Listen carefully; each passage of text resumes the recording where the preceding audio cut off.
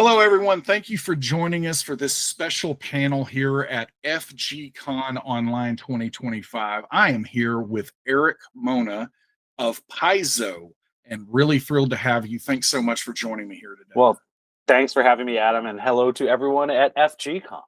Happy to be with you today. We have revealed some massive information about Fantasy Grounds already here today. Nice. We have shared that the application is going free to play, so don't even have to have a license or anything anymore. So Nice. Major barrier of entry just completely removed, and people can get started with Fantasy Grounds completely for free. And we've also shared that we are going to have an online reader. So going to be able to get your Pathfinder and Starfinder books directly online now. You don't have to open the application anymore to read the game content that you have. You can be in line at the supermarket, if you prefer it that way, looking up what feat you need to choose next and all of those things. So yes, some major stuff, exciting times here with Fantasy Grounds. But we're here to talk about you and to talk about Paizo. So let's start with, you are the publisher and a little more recently, last few years here, the CCO. And as someone, I'm a CDO, which is a completely made up title, Chief Development Officer.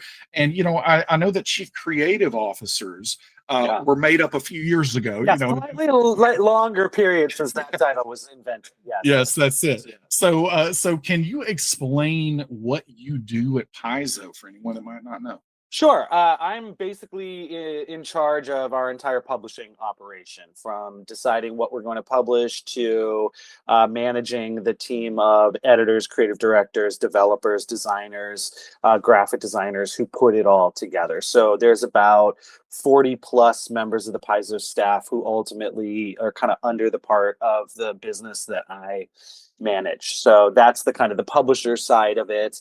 And then there's the chief creative officer side of it, which is I'm also involved with sort of deciding, what we're going to do with our campaign settings and our product lines. And if the schedule works out the way that it's supposed to, I'm looking at every outline that we do and offering guidance and suggestions and things like that. Every once in a while, they let me write something. I recently wrote a section of one of the back matters for a recent adventure path, where the Myth Speaker adventure path, where I got to help develop part of Casmeron, which is the eastern continent that we haven't really done much with.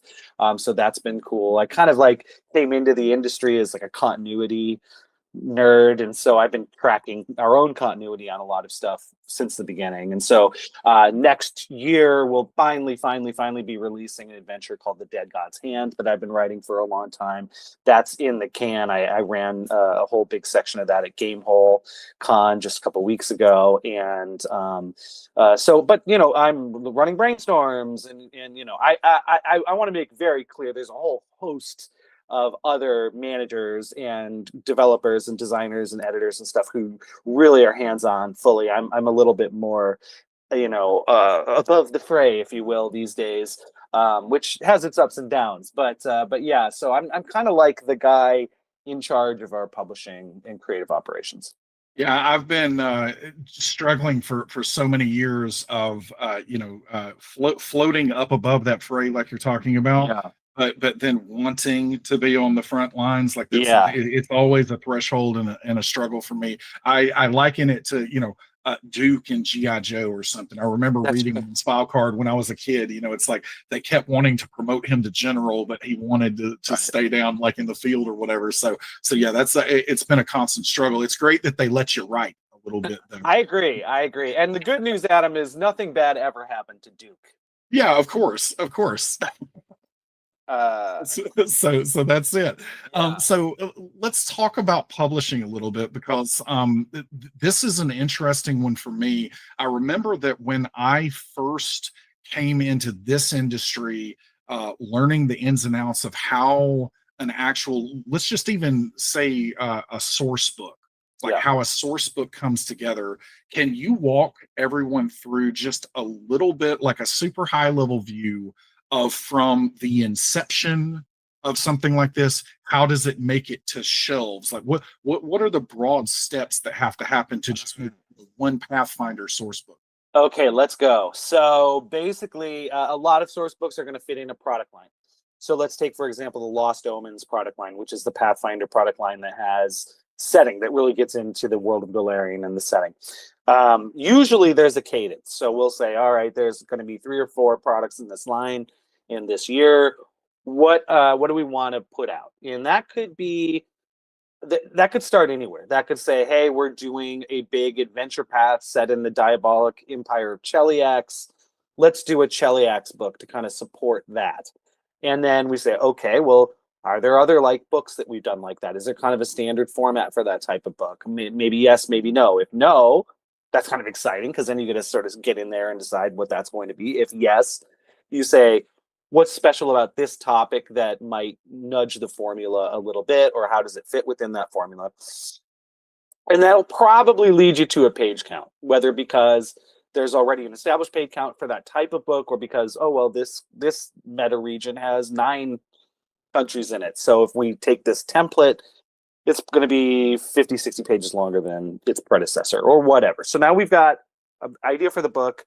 We've got a page count for the book. We know what month it's probably going to come out. And what month it's going to come out could be balancing in-house resources. Like maybe it's a rules-heavy source book, but it might need a more excuse me, it might need more support from the rules team to look over stat blocks and things like that. But maybe they're busy doing another book, so maybe we need to put that in Q4 instead of Q3. I mean, this is the kind of the boring part, the business part.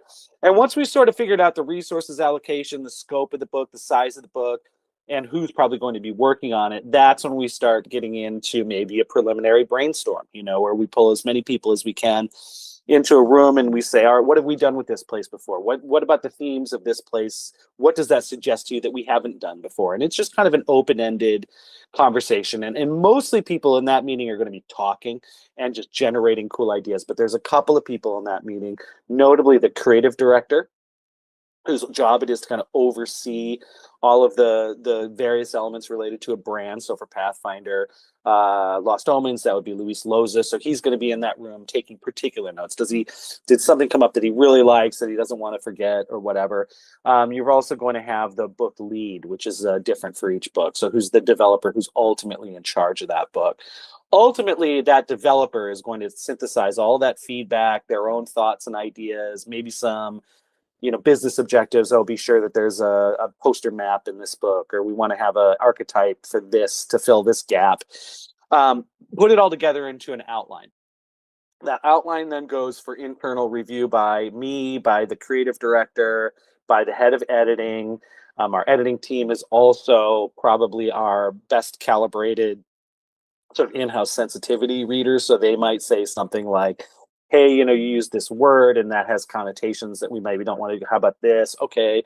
So then that's all being done in Google Docs essentially. And so you'll get a bunch of comments. Then the lead will synthesize those comments into the outline. And then from there, then the development lead will usually reach out to a cadre of out-of-house freelancers who do the majority of the writing. Sometimes, like in the case of a rule book where there's a new class or something like that, there are certain elements that we do in-house because of just the delicate nature of them, and it will save time to have to rewrite a whole. How many freelancers are you working with kind of generally at the moment? Oh, a lot, over 100.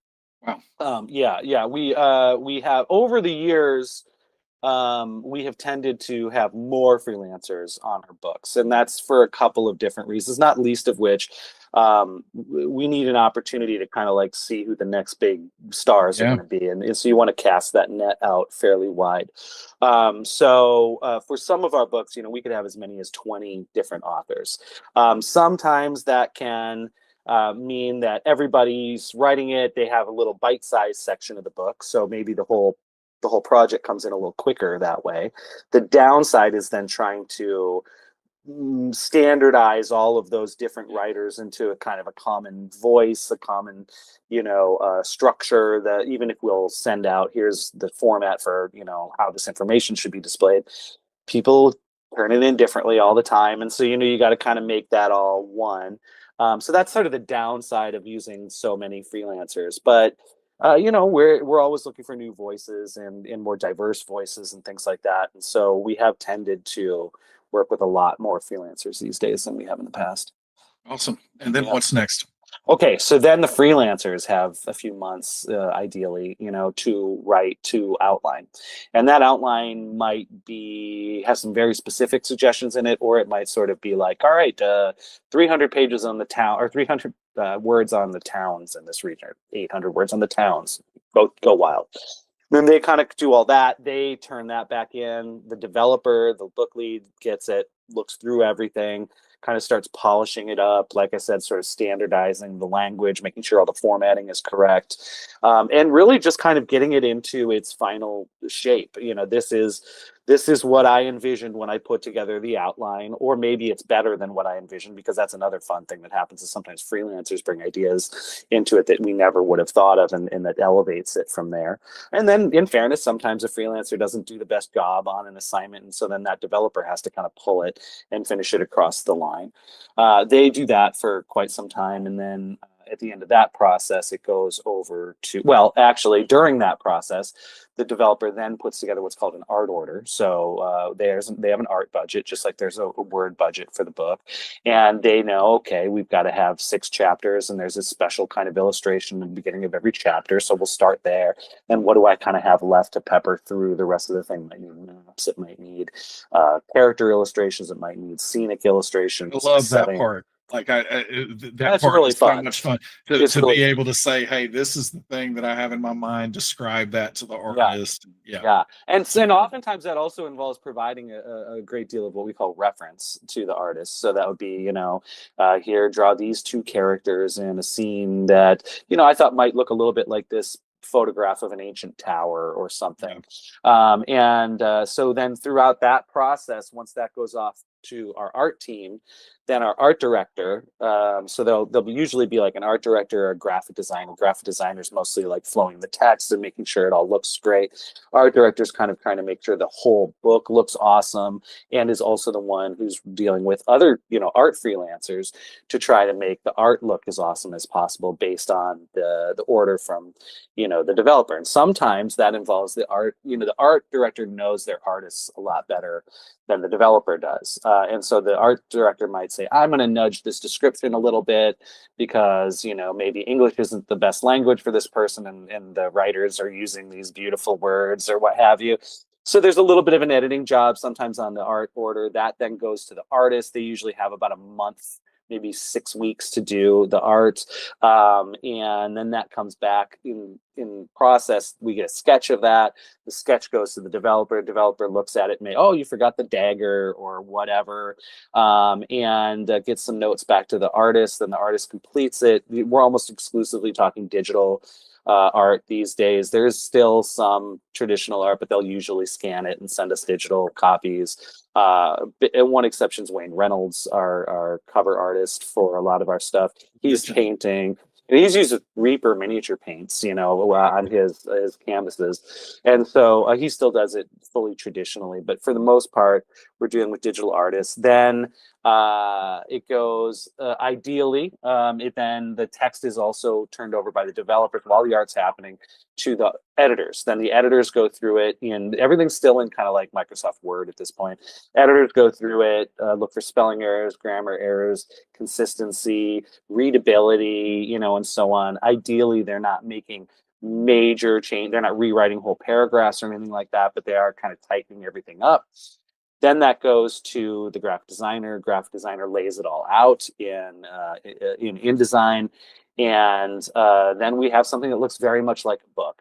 But unfortunately, it might also have an extra column of text in one area, or it might be under, by a column, and so that's what we call copy fit.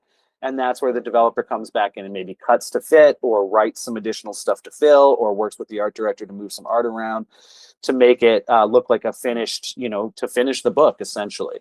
So then there's another round of editing, because sometimes you don't really see things until they look like they do in the book. Like you could have looked at that thing 50 times in Word, and it doesn't pop out at you that there's a misspelled caption or something until it's laid out. So Then we do that. The editors do their kind of final checks, and that's also involves things like making sure there's no page XX or anything like that in the book. Yep.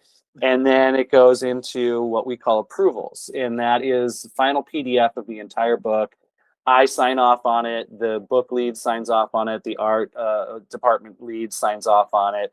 A couple of other folks sign off on that. Not until the thing gets all checked off on a spreadsheet on Google Docs, essentially, that's when we then know, okay, it's ready to go. Art team packages up all the files the way that the printer likes them, and then that goes off to the printer. And we're generally speaking at Paizo shipping 2 to 4 books every week. Sometimes those are more like Pathfinder or Starfinder Society scenarios, which don't quite go through all of those steps because we don't print them.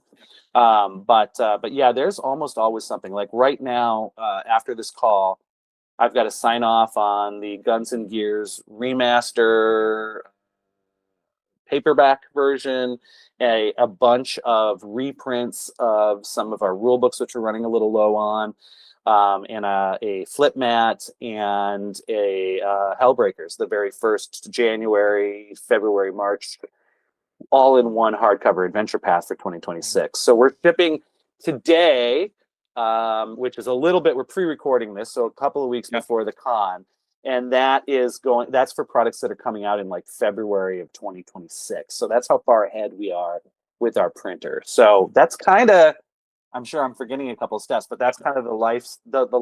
You're leaving some out because again, that's all still just very high level. It's incredible the intricacies that. Yeah, right. There's whole 40-hour a week jobs like nestled into everything. I just kind of like, oh, and then this happens and this happens. Yeah. So yeah, it's a lot of work. But it's also Paizo has maintained for years now just the utmost quality when it comes to that end product. That the art is always just completely top tier, and I think that people forget sometimes or just don't realize what goes into making something that ultimately is just so beautiful on the shelf. So I appreciate you walking through that. I've gotten to see that from another perspective many times, and it's always just fascinating to think about how many people along the path there, because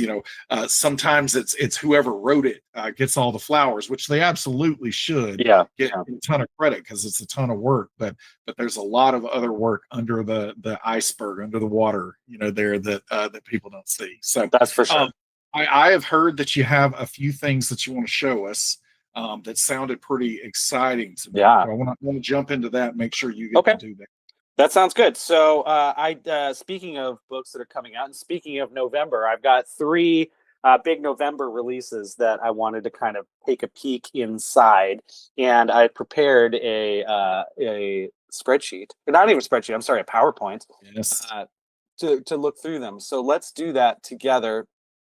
Have at it. All right, so here we go. I put together a presentation to just show some cool art. Everybody loves cool art, and we've got a whole pile of it in 3 books coming out in November.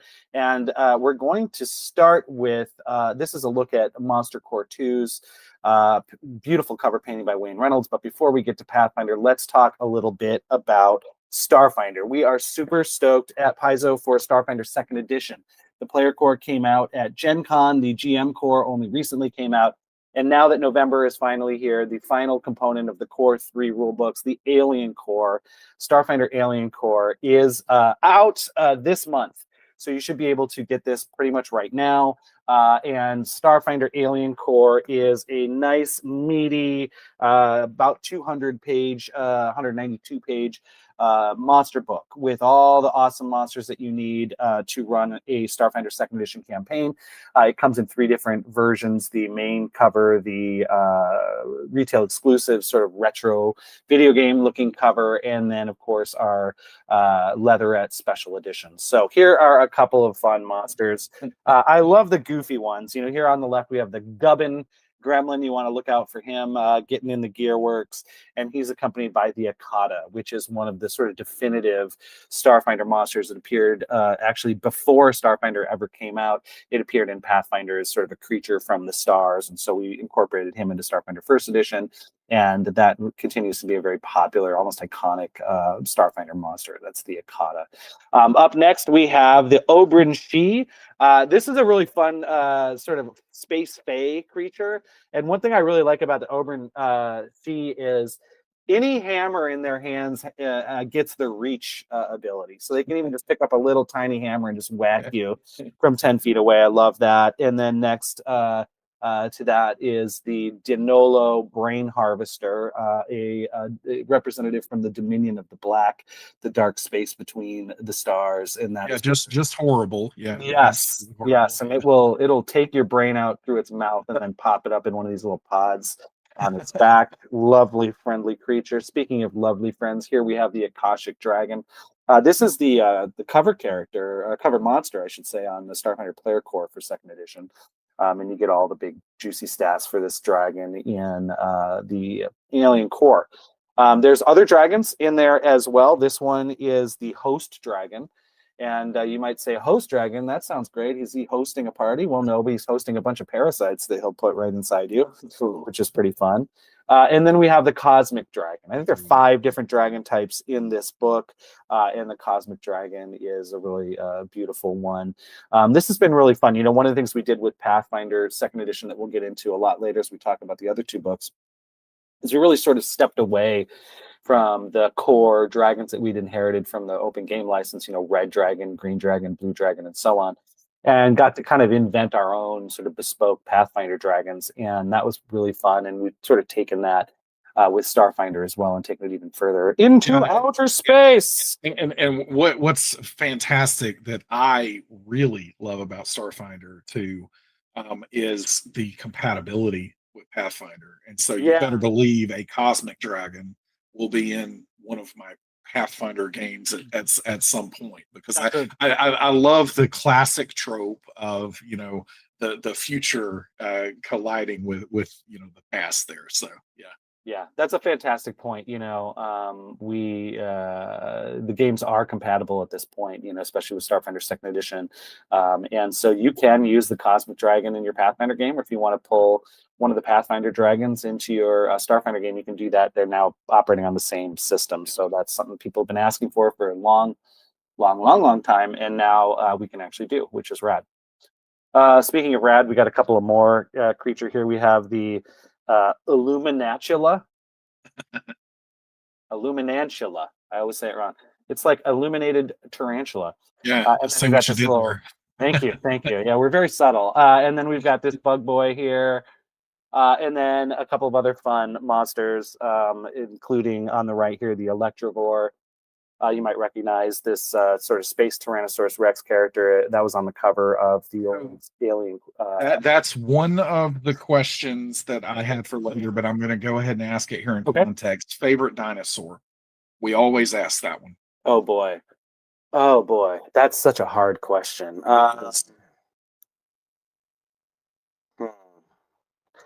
I think I'm going to today, and my answer for this would change. That's exactly what I say every time. I'm like, the different seasons of life.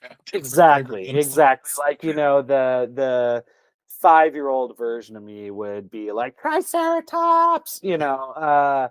And you know, I think that the T-Rex and all the little stubby armed ones with the big mouths, those are a little bit basic to choose, so I'm gonna not choose them.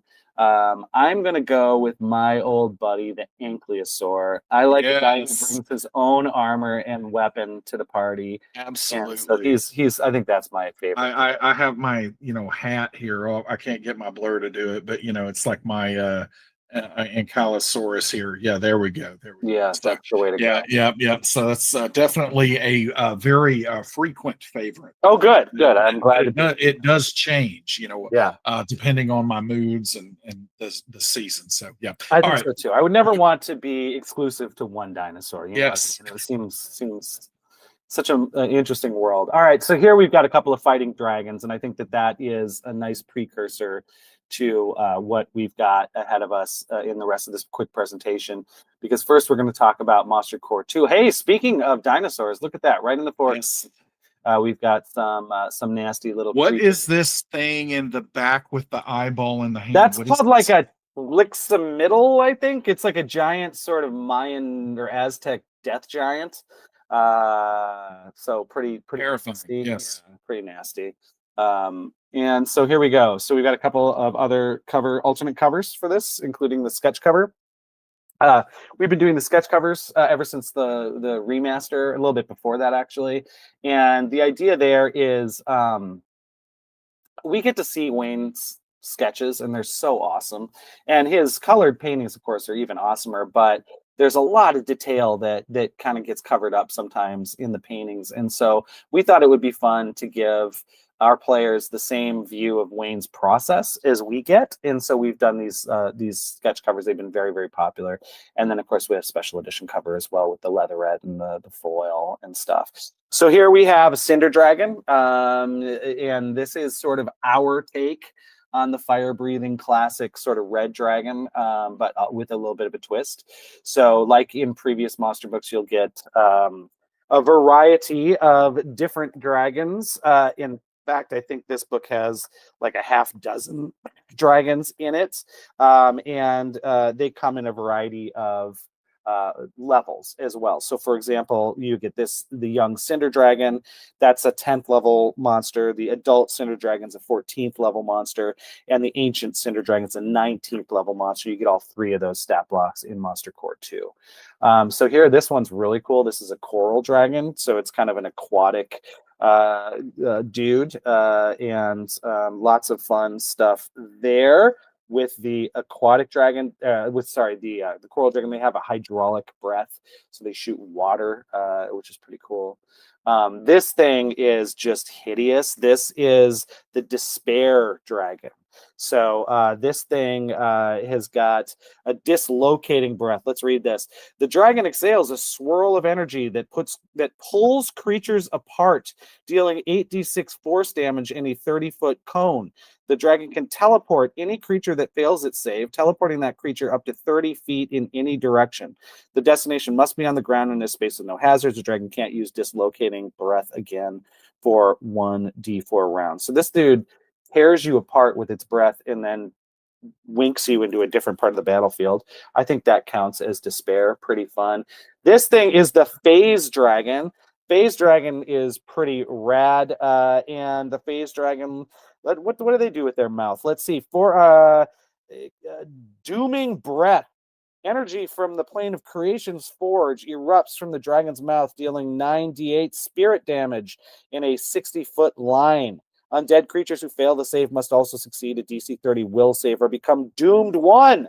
If the target is already doomed, the doomed value increases by 1. The dragon can't use dooming breath again for 1d4 rounds. So, of course, you do not want to be doomed because you die much, much faster when you are doomed.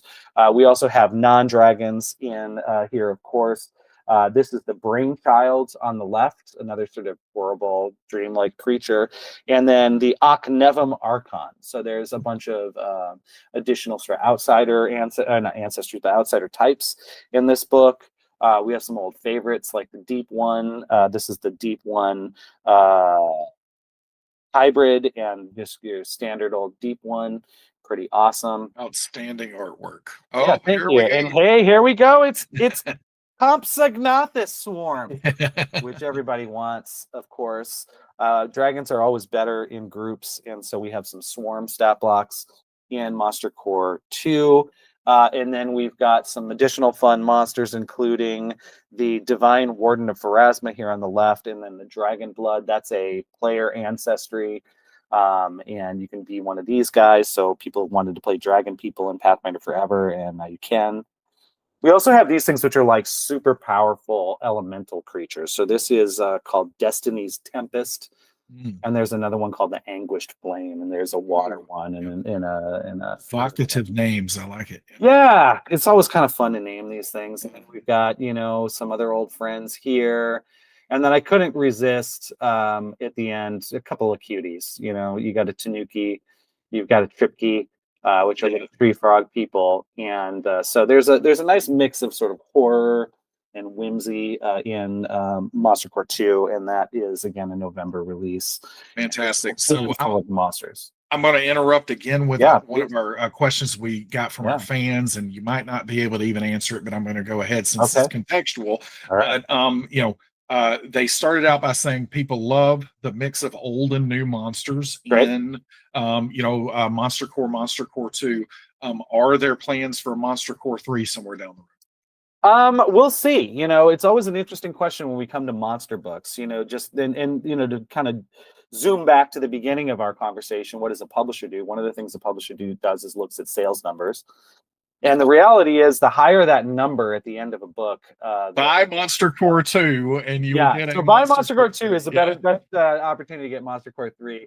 Whether there will be a Monster Core 3 or not, I'm not quite ready to say. I think that it's probably fair to say, though, like in first edition Pathfinder, we did 6 bestiaries, and you know, you really saw, and it was a bummer because sometimes the deeper you got, the cooler the monsters got, or the more weird or original they got. But that 6th book, doesn't sell anywhere near as well as even the second or third book. And so then you start thinking about, well, people still want monsters. What's the best way to deliver those monsters? And so, we've done Book of the Dead, for example, which really focused on undead. We did Blood of the Wilds, or Howl of the Wild, rather. And that had a bunch of sort of creatures and animals and stuff in it. And so I would think that there'll be a mix of sort of, big monster books, but also maybe some more specialized bestiaries down the road. Yeah.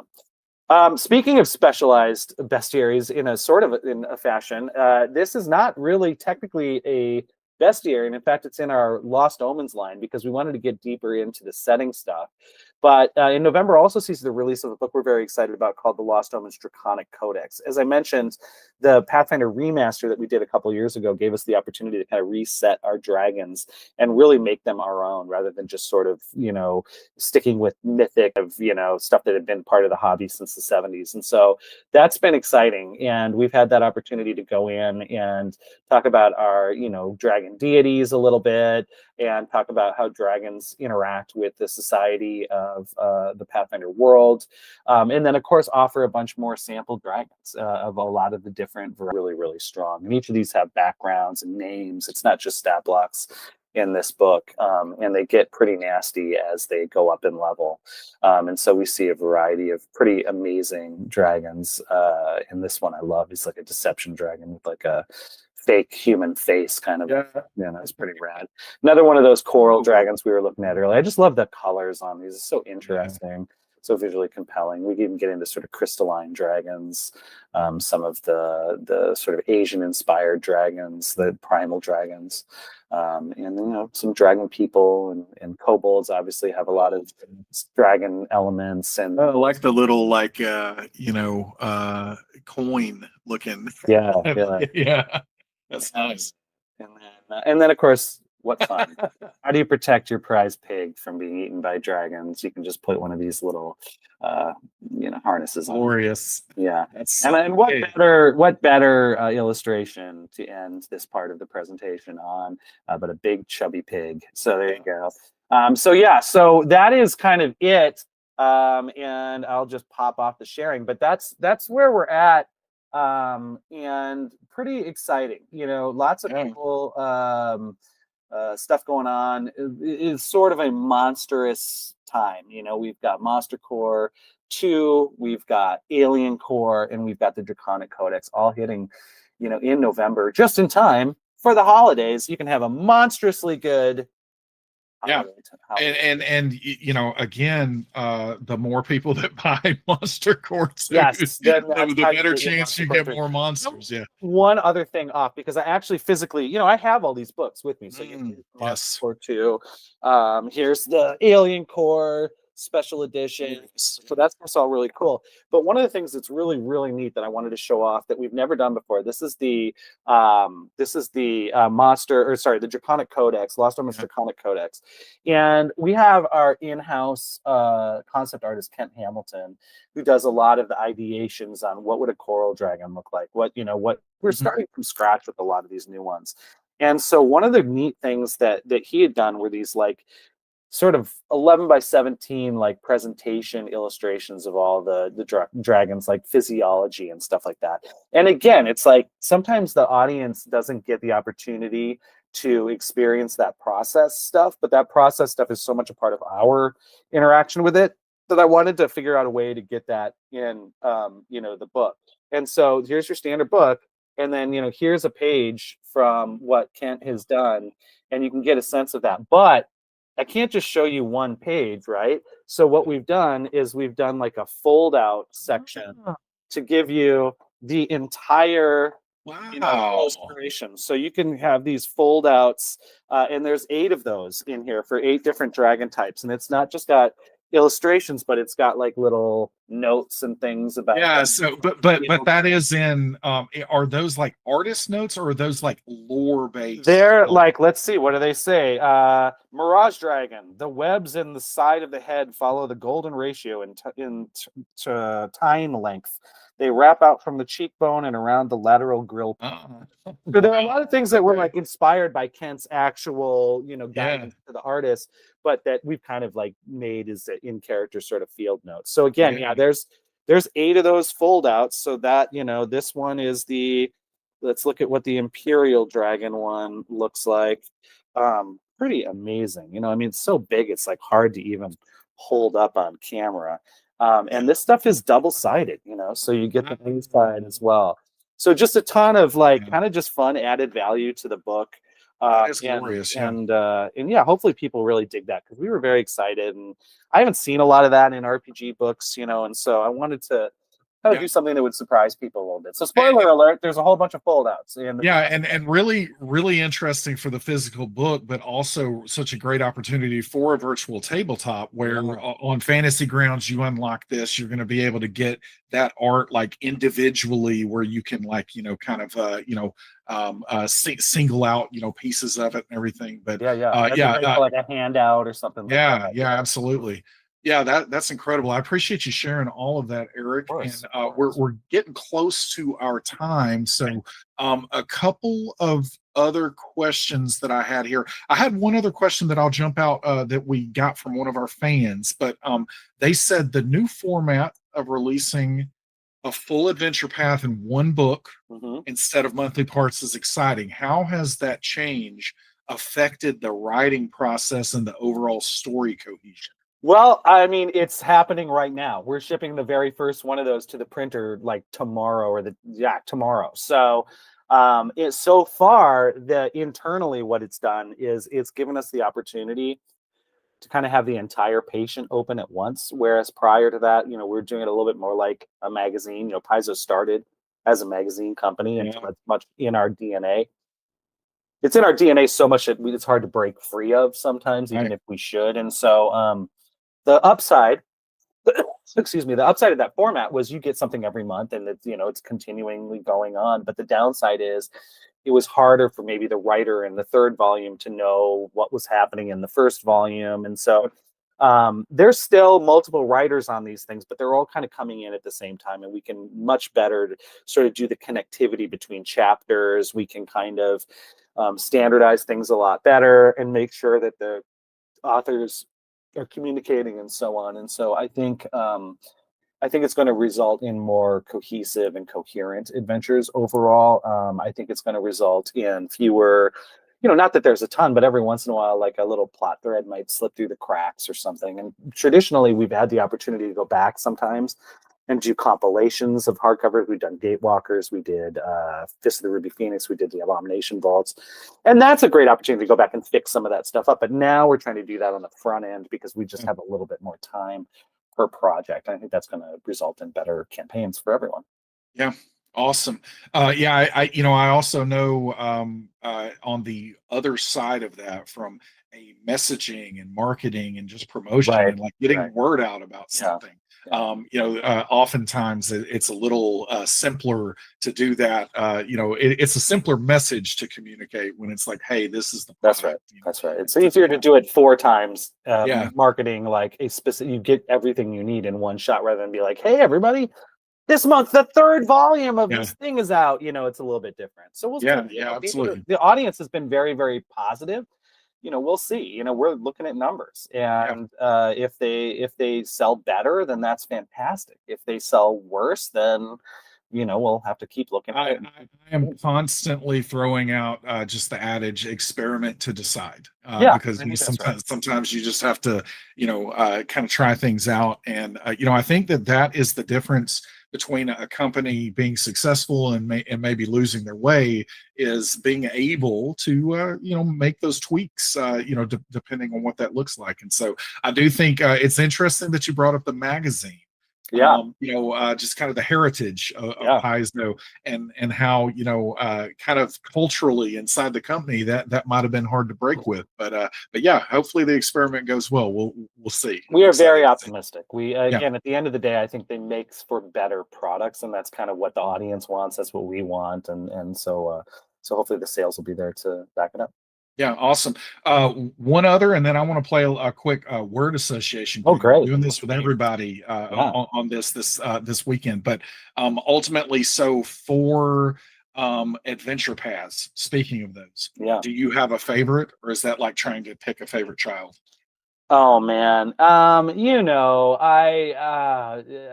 it's pretty cliche to say it, but I think my favorite is Rise of the Runelords, the very first one. That was the one that kind of made Paizo's Oh, reputation post the Dragon and Dungeon magazine. It dealt with a lot of classic sort of fantasy gaming tropes, but put a Paizo spin on them. And I'll always have a soft spot. I remember, and I've recounted this many times, so forgive me if people have heard it before, but I remember when we came up with the idea, I had to go into Paizo's owner, Lisa Stevens, she was the CEO at the time. I had to go into her office and say, hey, Lisa, here's what we want to do post magazine, here's the plan. But I said, Lisa,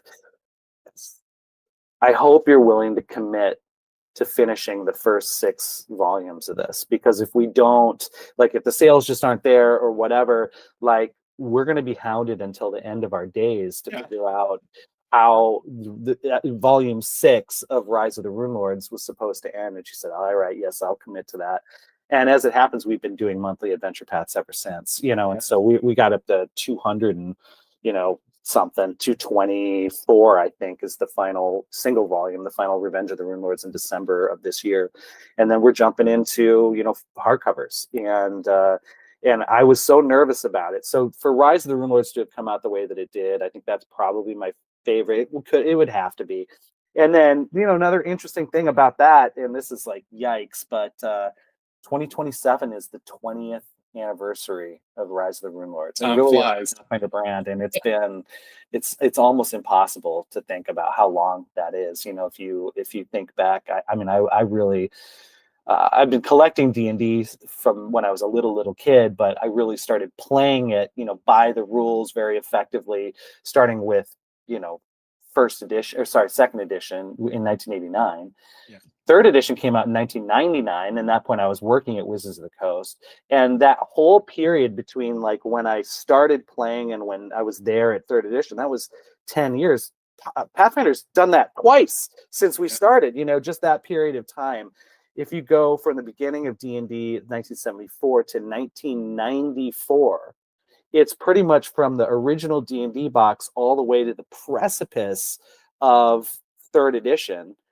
That's how long Pathfinder has existed, which is just it's wild to think. I had just started college as third edition was getting off, and so it was just such a perfect. I had time, and all the alchemy all came together. And I remember my first introduction to you obviously was the magazines, and just ended up loving every the format, everything that was going on. And recently I was having a conversation with my wife, even talking about just how incredible Paizo's story really is, of coming from what that was, surviving all the transition and everything into fourth, all of that is such an awesome story. And to think about that's been almost a couple of decades here, right, is really something else. So that's fantastic. All right, so we're gonna end. I'm gonna just say some words here, and you're supposed to just say the word that pops into your head, Okay. first. But you might want a little bit of a filter. Sure. I'm gonna leave that up Yes. to you. Yeah. But yeah, but you can say any word that you want to with these words, and this is just to know a little bit more about Erik Mona. All right, here we go. Okay. Yes. All right, art. I don't know. Beauty. I want to say beauty. I like it. Role-playing games. Interactive. Beverage. Sprecker's root beer, the best root beer on the planet. Oh, okay. I will allow all those extra words because now I'm curious. I just had to provide it for context. Spreckers is my word. I love it. Food. Pizza. Novel.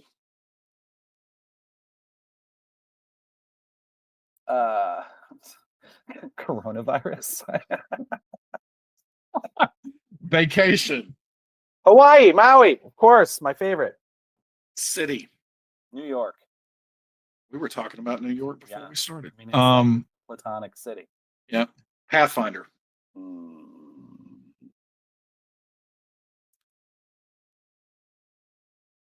Wow.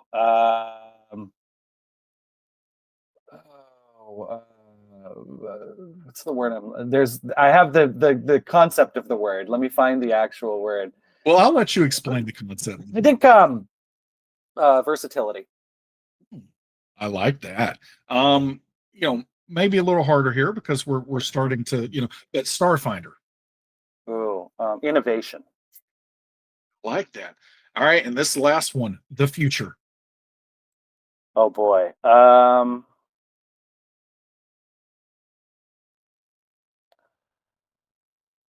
Unwritten. Ooh, okay. All right. I love it. Thank All right, Erik, thank you so much for joining me here. I hope that all of you got a little bit of a picture into Erik and what he does. And he legitimately, I'm going to say this because he wouldn't, but he is a titan in the tabletop role-playing space. Absolutely just a key catalyst and key figure in the history of our hobby. So thank you so much for joining me here and sharing some sneak peeks of some very exciting things that are coming for both Pathfinder and Starfinder. Well, I appreciate that. Thank you for the invite. And while I'm here, let me just thank all of the players on Fantasy Grounds. Fantasy Grounds and the community behind it have been supporters of Pathfinder, before most people even knew what a VTT was. And so that's a really important partnership for us. And it's just so gratifying to know that the game and all the versions of the game are so strong on the platform. And thank you to everyone at FGCon and everyone who plays one of our games on the Fantasy Grounds platform. We really appreciate your support. Yeah, awesome. Thanks so much, Erik. Appreciate everyone watching. We will be here with the next panel shortly. Thanks again. See you. Bye. Later, Gators.